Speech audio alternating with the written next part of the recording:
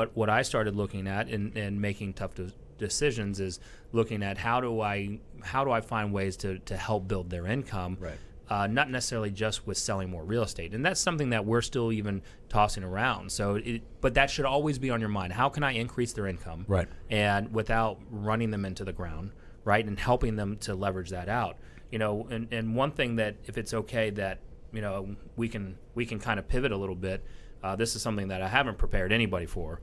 So, and I want to brainstorm this. So let's say, as the teams continue to grow, we have some lot of producers, or bigger producers really starting to grow on our team. Elizabeth, one, is killing it. I know I talked to her about her a lot, but Arthur Simon's business is taking off. Brian Murray, his business is one of the highest it's been in his career, right? And it's still growing. David, et cetera. How do you, and we've got a lot of leverage, but let's say that we'll take Elizabeth, we'll just use her as a hypothetical. Her business is exploding. How do you help leverage out more of her time?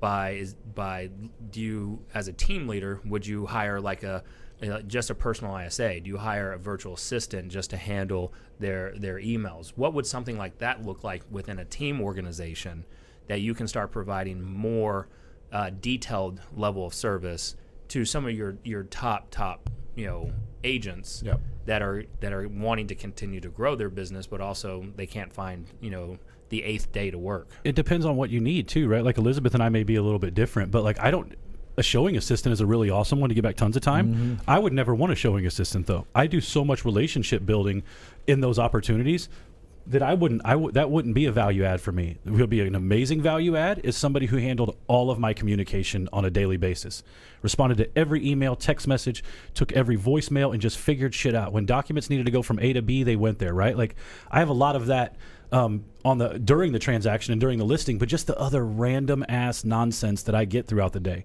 Somebody monitoring that from 9 to 5 for me, and able to field all my phone calls and do everything. I mean, my phone's rang 4 times since we've been sitting in here, right? I don't know what any of those are about, but if I had the right person, they'd be handling all that on the background. Stuff would just be happening, Yeah. right? So I think it depends on what that badass agent needs.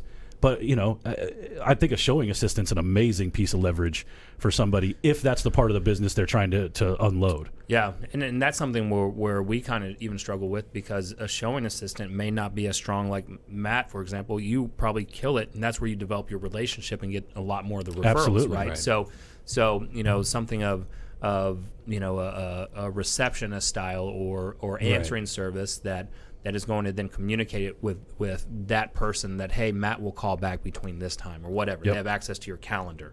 Or can they also help schedule a Calendly type call to Right. get on your Or they manage your schedule. database, right? Like Elizabeth and I both deal with a lot of referrals. There's business coming in through the day that it's like, hey, here's my notes on that client. Make this stuff happen, right? Connect them with this lender, put them in Boomtown, set up my follow-up with them, right? Stuff that just, there is no reason for me to do it. And as weird as it sounds, that's the stuff I'm bad at. I got scraps of paper everywhere reminding me to do stuff.